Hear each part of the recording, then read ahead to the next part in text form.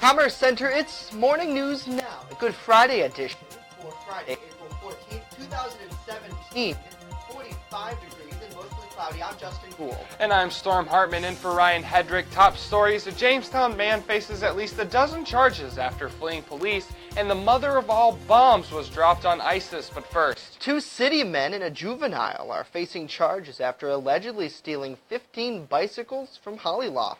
Ellicott police say 46-year-old Brian K. Livingston and 20-year-old Dale E. Wilbur are charged with petty larceny, 5th-degree conspiracy, and endangering the welfare of a child after allegedly stealing the bikes in the early morning hours of March 30th. The juvenile faces a charge of petty larceny. Police recovered the bikes from a Hazard Street house where they say 7 of them were intact and about 4 of them were disassembled, likely to be used as scrap metal. John Wilbert, manager at Hollyloft, telling local media that the bikes were going to be sold with proceeds going to New Leash on Life, an animal rescue in Celeron. The revenue lost would have helped spayed and neutered about a half a dozen animals, as well as offset food and medical expenses. Justin, a Jamestown man faces at least a dozen charges after he wove through traffic on a dirt bike on Washington Street just after noon on yesterday. Jamestown police say Furman Rodriguez Robles was observed operating a motorcycle at a high rate of speed. Robles allegedly fled when police attempted to pull him over. After a short time, police located him on West 18th Street and he was taken into custody. Robles faces many charges, one of which including driving on the sidewalk.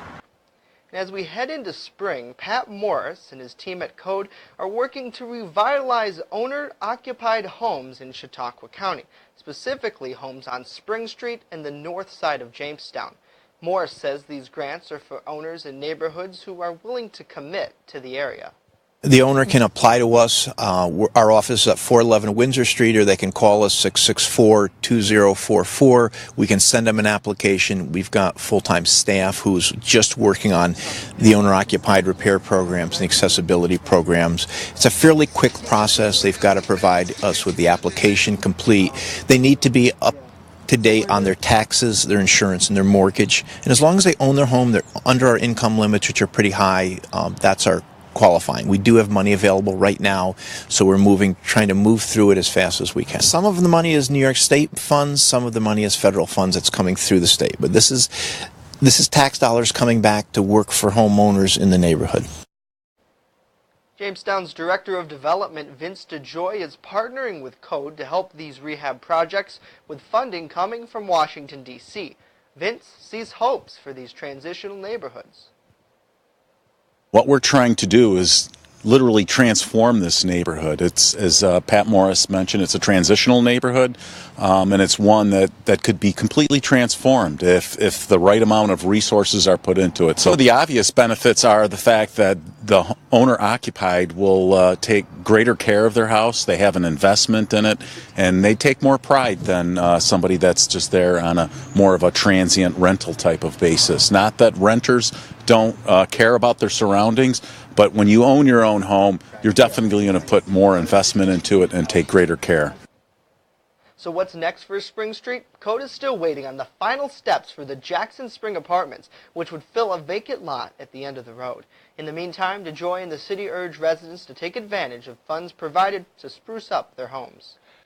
Next on Morning News Now, the U.S. military drops the mother of all bombs in a strike on ISIS.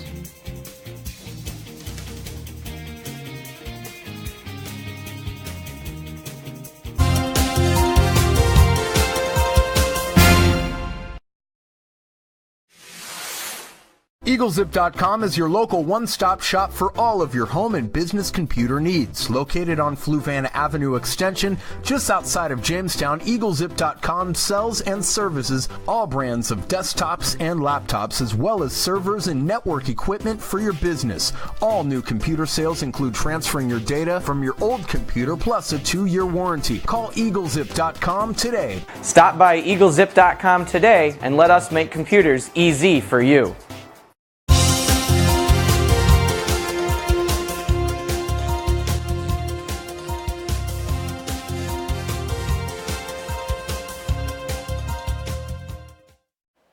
The U.S. on Thursday dropped the most powerful non-nuclear bomb ever in comment, but President Trump declined to say whether he personally signed off on the use of the MOAB bomb, also known as the mother of all bombs, in a strike on ISIS militants in Afghanistan. Stacey Cohan has more on the military action. We are so proud of our military, and it was another successful event. President Trump praised the U.S. military after it deployed its most powerful non-nuclear bomb to be used in combat for the first time Thursday. The nearly 22,000-pound MOAB bomb was targeting ISIS forces in the Nangarhar province of Afghanistan. The GBU-43 is a large, powerful, and accurately delivered weapon.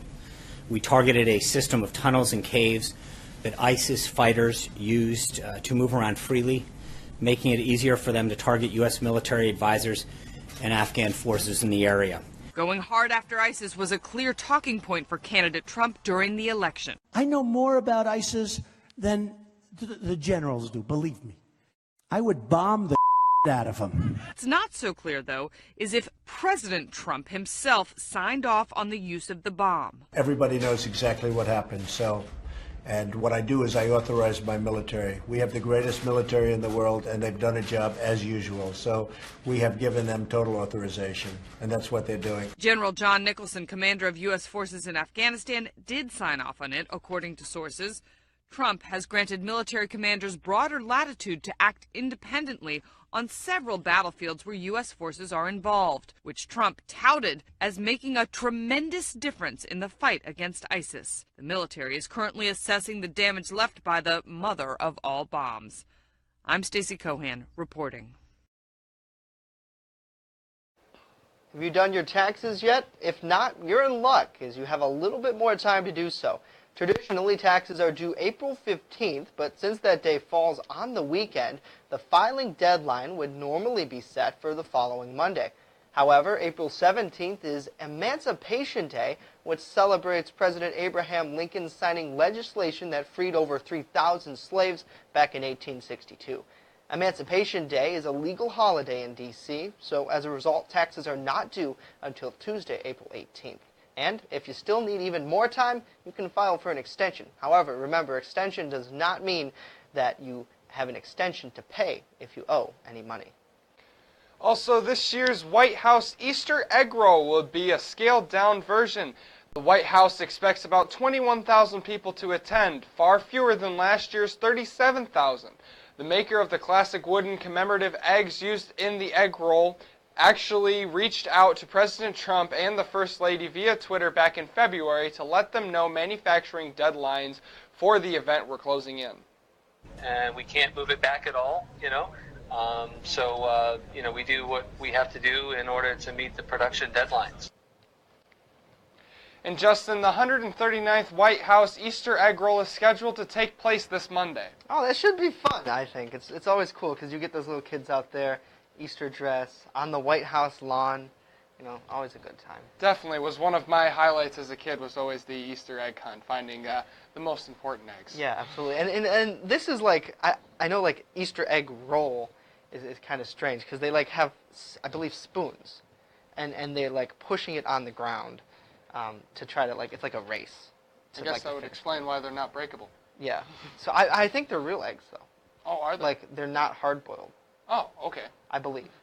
So it's not an egg roll like you'd eat, at a Chinese restaurant, which is what we discussed a little earlier. But hey, when we return Monday, we return Monday with another edition of Morning News Now. Ryan will be back. We want to thank our great interim technical director and producer Drake, who's just off the scenes right now doing what was Storm's job. Very good job. So doing a very good job with all the shows Wednesday, Thursday, and Friday of this week. Ryan will be in your spot, Storm. We will miss you, but we thank you for filling in.